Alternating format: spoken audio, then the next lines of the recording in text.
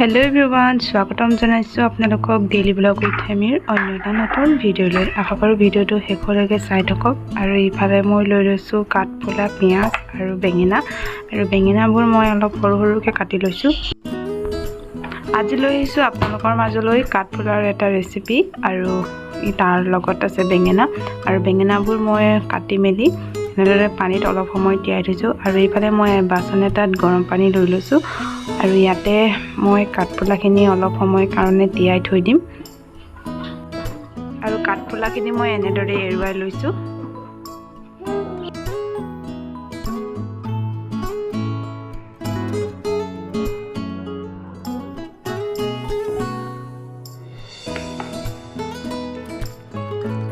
আৰু এনেদৰে মই 5 মিনিট মান থৈ দিম আৰু এইফালে লৈ লৈছো পিয়াজ আদা ৰসুন আলু তেজপাত আৰু জলকীয়া আৰু এইফালে মই 5 মিনিট সময় ৰখাৰ পাছত বেঙেনা আৰু কাঠফুলাখিনি উঠাই ললো পানীৰ পৰা আৰু এইফালে কেৰাহীত এখন পাতি লৈছো আৰু ইয়াতে মই দি দিছো তেল আৰু এতিয়া মোৰ কেৰাহীত তেল গৰম হ'লেই আৰু ইয়াতে মই পিয়াজ আদা ৰসুন তেজপাত জলকীয়াখিনি দি দিম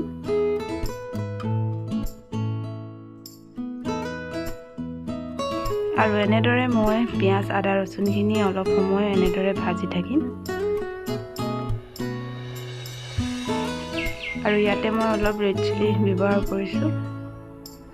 এইখিনি অলপ ভালকৈ লৰাই লম আৰু ইয়াতে মই আলু আৰু বেঙেনাখিনি দি দিম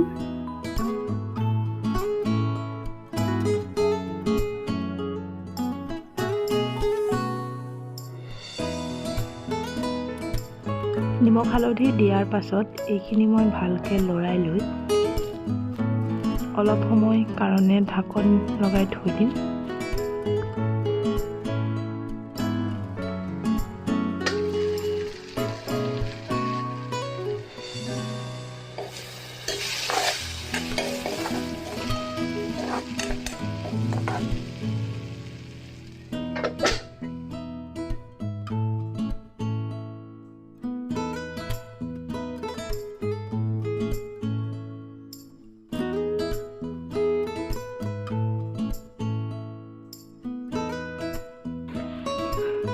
আৰু এইখিনি মই অলপ সিজিবৰ কাৰণে অলপ পানী দি দিছো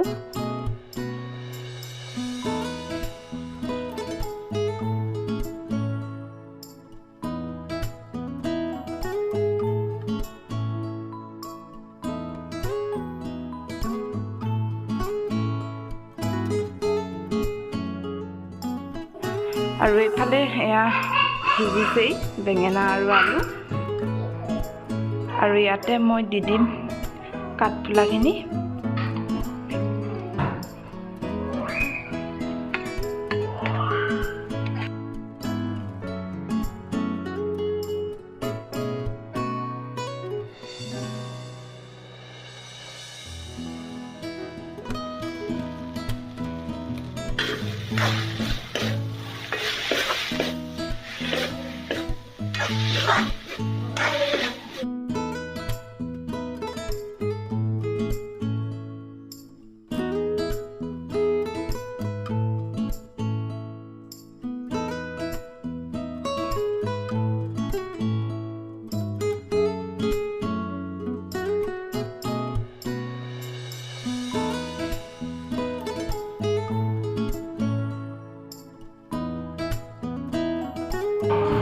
আৰু ইফালে মোৰ এয়া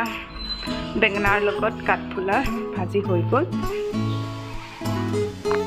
আৰু এনেদৰে আপোনালোকে এবাৰ বনাই খাই চাব আৰু ভিডিঅ'টো চাই কেনেকুৱা পালে জনাব আৰু যদি ভিডিঅ'টো চাই ভাল পালে